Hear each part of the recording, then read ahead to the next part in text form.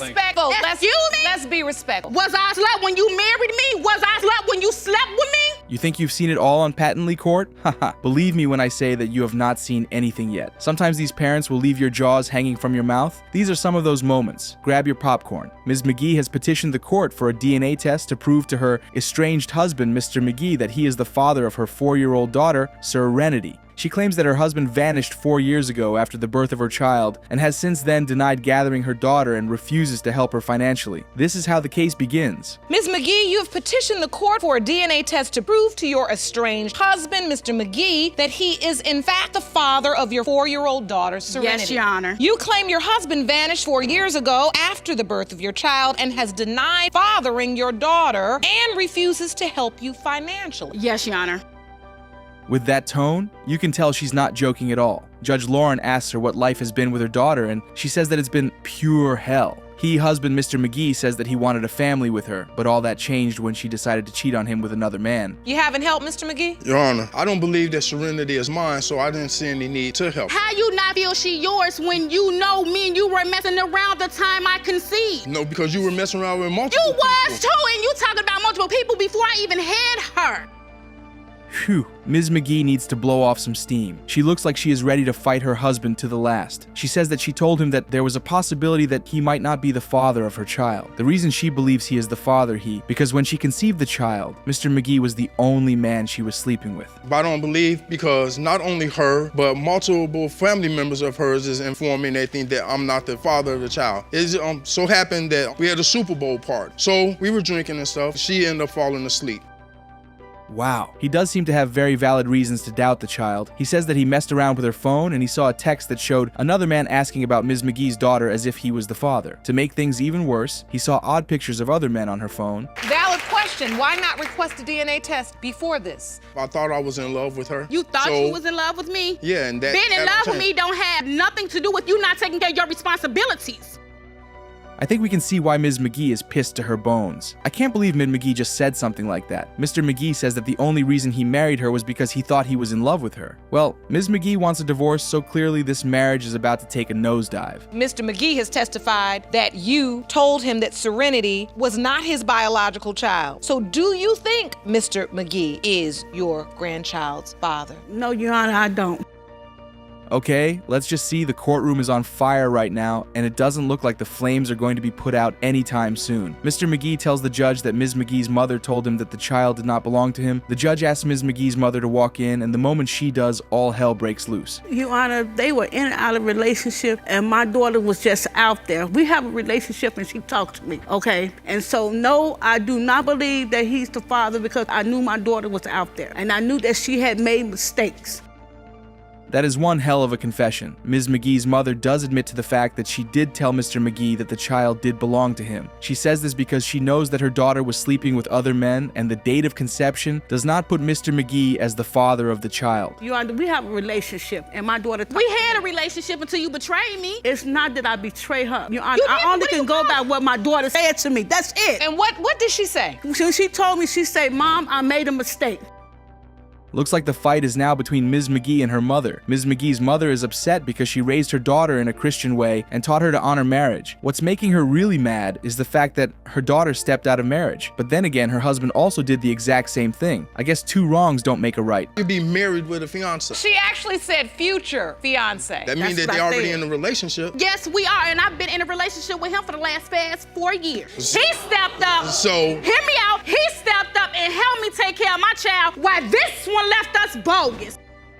It really doesn't get worse than it already is. Ms. McGee tells the judge that she has another fiancé and she slept with him during the window of conception without using protection. She says that he is the one who stepped up for her and she plans on spending the rest of her life with him. You understand we are here discussing the paternity as it relates to Serenity. She said you all had sex within the window of conception, unprotected. Yes, ma'am. You agree to that? Yes, ma'am.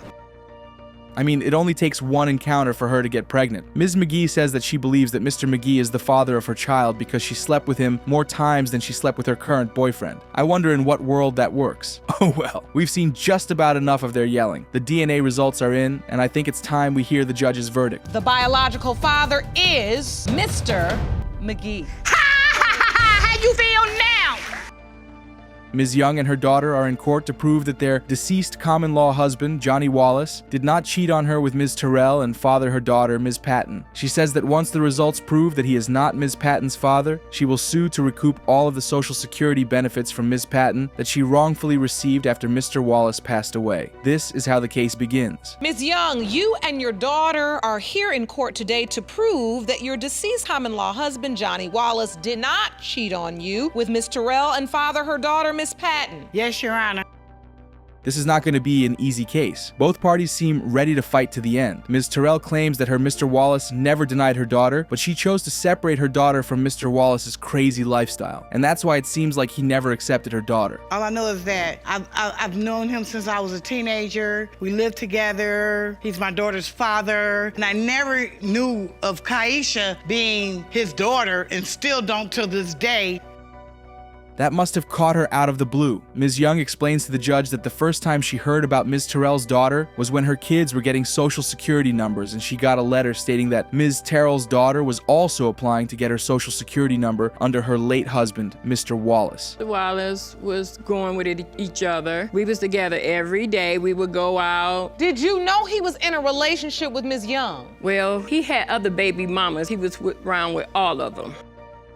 Wow, the truth bombs just keep on coming. Ms. Terrell says that Mr. Wallace was with a lot of women while he was still alive. Her daughter then goes on to say that she never had a relationship with Mr. Wallace, and all her life she only had one conversation with him. Looks like he was not a part of her life at all. He looked at me, and then he talked to my grandmother, and then he came back to me. He said, "Hey, little girl." I said, "Hey." He said, "You know who I am?" And I said, I guess. And he's like, "What does that mean?" That has to be the weirdest daddy-daughter conversation I've ever heard. Ms. Terrell's daughter breaks down the one and only conversation she had with Mr. Wallace while he was alive. And I just tell you, even little kids have more words come out of their mouths than what she and Mr. Wallace had. Did you ever hear about Miss Patton? Yes. You did? Yes. What did you hear? One day, Mom said, "You know, Kaisha's supposed to be your sister." And I was like, "Yeah, right." Thought she was playing. She was like, "No, for real. She's supposed to be your sister." Seems like everyone has a totally different story to tell. Ms. Young's daughter tells the judge that she and her father had a conversation about Ms. Terrell's daughter, and he told her that she was not her sister regardless of whatever she heard. After that, they never spoke about Ms. Terrell's daughter again. Trying to be a child, I was tormented by them. How? Well, he say your daddy, but we don't know. Or my thing is, at 35, I'm still living 10 years old. Ms. Terrell's daughter has one hell of a memory to be able to remember all of this. She says that she can remember way back when she was little that she and Ms. Young's daughter would play together like they were sisters, and the whole thing got very confusing when they started to grow up. Told me that she was supposed to be my sister. My daddy told me she wasn't my sister. It was just like I made up in my mind that, I wanted to play with her anyway. I wanted to, be friends with her. I liked. Well, that further complicates things. Ms. Terrell tells the judge that her daughter's birth certificate does not have Mr. Wallace's name signed as her father. Ms. Young's daughter says that she always believed Ms. Terrell's daughter to be her sister, but now that they are in court and there are so many secrets coming out, she doesn't know what to believe. So, Mr. Wallace, was he aware when you were pregnant with Miss Patton that this was his child? He was aware. I was a virgin when I first met Johnny Wallace. Me and him used to hang out. He used to come to my mother's house. I used to go to his grandmother's house. Easy now, Ms. Young. We don't want you beating up anyone in the courtroom. Ms. Young says that she remembers her husband, Mr. Wallace, giving her some money to have an abortion, but she refused to follow through with it. Like the judge said, doesn't mean he did even in fact sleep with Ms. Terrell. We don't know exactly what was said, but it, of course, to me, seems interesting. It's not on your birth certificate. There is question amongst the family as to whether or not you are or are not his biological child.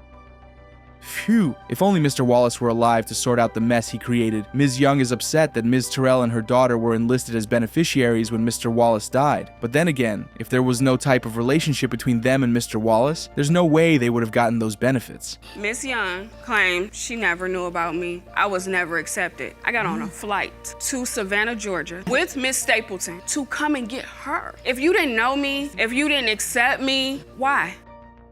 At this point, I don't think there's any way forward aside from the results. We've seen both parties come at each other and it's ended in only fights. The results are in. Let's finally help them put an end to their endless worry and doubt, shall we? Miss Patton and Miss Stapleton, you are not related. Already knew. Mr. White has summoned Ms. Loving to court to prove that he did not father her 5-month-old daughter, Loyal. He has brought a witness to court who believes that he is the father of the child. Ms. Loving, on the other hand, says that she admits that Mr. White wasn't the only sexual relationship, but is certain that Mr. White is the father of her daughter. Well, this is how the case begins. Mr. White, you have summoned Ms. Loving to court to prove you did not father her 5-month-old daughter, Loyal. Yes. You've brought a witness to court today who believes he is the baby's father. Correct. Let's just say they both had different ideas of what their relationship was. Mr. White says that he has known Ms. Loving for 4 years, and they've been very good friends for about that long. They had sex, but it was never a romantic relationship. Ms. Loving then says she did everything with him and wonders why he never saw her as his girlfriend. Are you using protection? No. No, ma'am. So you're sleeping with a girl with no unprotected protection, that's but not your girlfriend. girlfriend. Correct. Okay. Wow. If I can recall, I was at work, you know, and then she had told me she was pregnant, and so, you know what I'm saying, so when I got off work, I went over there. Mr. White says that Ms. Loving called him while he was at work and told him that she was pregnant. He went over to her place to see how she was doing and confirm if she was really pregnant. Ms. Loving told him that he was the only possible father, but he did not believe her when she said so. All he did was give her the benefit of the doubt. The day she gave birth, Your Honor, You went to the I hospital. went up there. Before I went up there, I got a DNA test, Your Honor. Left the DNA test in the car, because I ain't want to bring it up there, because I ain't know who was up there. You feel what I'm saying? I ain't want to be rude, because we're going to be in my That was rude anyways, Will, for you to even do that. That was inconsiderate. I just listen. had... I think we can understand why they remained friends and they got into a relationship. Man, they yell and argue about almost anything. Mr. White is mad at the fact that she did not come clean about the child having another possible father. Ms. Loving then tells him that she eventually did come clean, and that should count as something. Looking at the baby, trying to see what's going on. And when you looked at the baby, did you feel like it was your No, child? ma'am. She beautiful, though, but no, ma'am, I didn't. Okay. And so then did you ever ask Ms. Loving, I want to do this DNA test, I have it in the car? I said, I got the DNA test in the car, you know what I'm saying? Y'all still want me to go get it? Wow. Mr. White's doubts had to be very strong for him to want to do something like that. Apparently, he brought in a DNA test kit to check if the baby belonged to him after Ms. Loving had just given birth. He says he wanted to be respectful because he did not know who was in there, so he decided not to follow through with his plan. What is your understanding? My understanding, I've always believed that Mr. White was my granddaughter's father. I know Mr. White and my daughter. That's one side of a coin. Ms. Loving's mother tells the judge that she has always believed that Mr. White was the father of her granddaughter because he used to talk to Ms. Loving a lot and they were always in each other's company. Aside from that, he's a very good and well-mannered gentleman. To a recovery center when I found out I was first pregnant because I decided that I didn't want to have my baby. So basically this is the center that basically helps you cope with the situation, but instead they gave me a conception date. Another truth bomb hits the floors of the courtroom. Ms. Loving tells the judge that she had 2 conception dates. The first one indicated that Mr. White was the possible father of her child, while the second one revealed that the other man she slept with could be the possible father. Phew, what a mess. You have doubt as well? I do. But one, Your Honor, my family has 6 fingers. My grandmother had it, he had it, my other son had it, and my other son's son had it.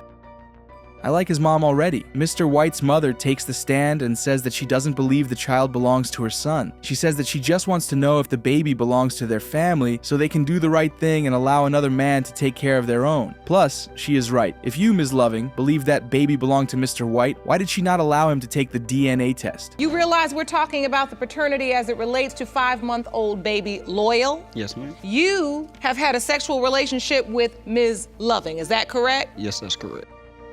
Phew, the surprises just don't end in this case. Mr. White brings in another witness, and the witness says that he believes he is the father of the child. The dude walks in, and apparently it's the other man Ms. Loving slept with. He says he believes he is the father of the child because he was in a relationship with Ms. Loving at a point in time. Which lines up with your testimony, Ms. Loving, because you say the first conception date clearly pointed to Mr. White, but then when you went to the doctor later on, it established that there was potentially Mr. Talbert as another possible father. Seems like the other guy also has doubts about being the father of the child. Well, the results have been prepared, and now we want to find out which one of both men is the father of Ms. Loving's daughter. Here are the DNA results. Loyal's biological father is Mr. Talbert.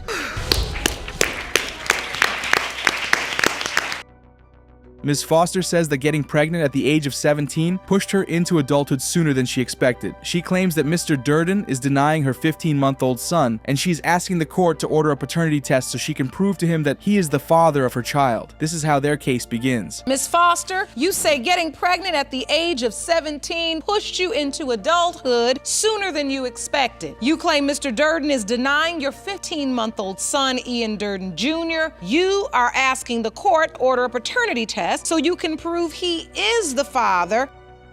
Looks like Mr. Durden has done pretty much nothing for the child. He says that there is no need for the court to grant a DNA test because he knows he is not the father and he can prove that in the courtroom. Well, let's see why he thinks he is not the father of the child. I haven't, and the simple fact because I haven't helped because I don't want to get too attached to a baby that's not mine. He has your name. Yeah, Your Honor, I agree with that. And the reason because he has my name is because I was kind of like pushed to sign the birth certificate. Phew, that's sad. Ms. Foster is doing so much to make sure her baby is taken care of, and yet she doesn't get to spend as much time as she would like to spend with her child. Mr. Foster says that he does not do anything for the child because he does not want to get attached to a baby he is not sure belongs to him. Mr. Durden, I mean, the numbers don't lie. Without your contribution, this young woman she's sinking financially trying to take care of this child. I understand that she is. Haha, that's hilarious. Mr. Durden still insists that the baby does not belong to him. He says that every time they had sex, he used a condom, so it's impossible for him to be the father of the child. What's even crazier is the fact that his name is on the baby's birth certificate, and he is listed as the father of the child. Messages that were between me and a guy that Saw a picture.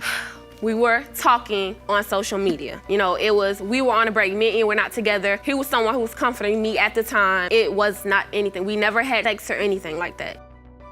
I'm sorry, but Ms. Foster is not making any sense. She took another guy to her sonogram and did not inform Mr. Durden that she was even pregnant. Mr. Durden went through her phone and saw explicit messages with the same guy she took to the sonogram. Ms. Foster says that she did not have sex with him, but somehow that sounds like a lie. The child's named after you. Why did you sign And birth it was a certificate? problem with the child being named after me. She didn't want the child to be named after me. So you lobbied for that? It took her mother and I think one of her friends to tell her it's the right thing to do if the baby's his. Well, I mean, Ms. Foster is not wrong. Nobody forced him to sign the birth certificate. He came to the hospital and put down his name as the father of the child. If he really didn't believe he was the father of the child, I don't think he would have signed the birth certificate. This child is not mine. I know for a fact this child is not mine. Condoms are 98% sure. Well, we're at the 2% because... I mean, let's be honest. They're not 100% effective. Haha, that definitely kept him quiet. Judge Lauren has been trying to see why Ms. Foster does not want a DNA test to be granted, and yet he can't seem to prove or convince Judge Lauren as to why a DNA test should not be granted. This is my brother, Mr. Durden, and he's like my best friend. And one day we had a talk about Ms. Foster and the baby, and he stated that she's pregnant. I didn't even know they was having intercourse because they so young. They kids.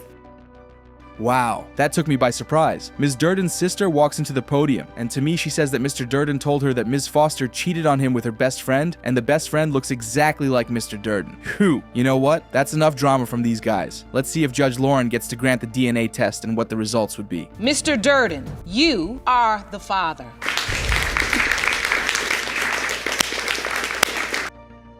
What would you do if you saw a girl wearing tight pants? Would you slide into her bed by selling dreams of wedding bells, as the man did in this case? Mr. Wiggins rolled up in court seeking Judge Lake's help to get back his family. Here's how the case started. Mr. Wiggins, you are here in court to prove that you are not the father of Ms. Davis' child, Aubrey Wiggins, and say today's results will change your life. Is that correct? Yes, Your Honor.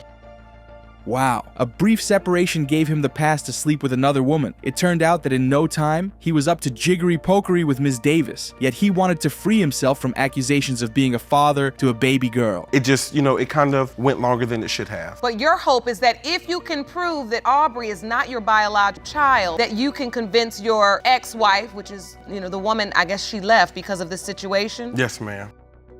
Further, the defendant claimed that they had been in a committed relationship for 2 years. The man admitted to manipulating and lying to this young lady for his gain, yet blaming her was the reason he lost track of his family. Oh my. I knew I was in a relationship. You did? 2.5 years we was together. I was telling her what I felt I needed to tell her to ultimately get what I wanted.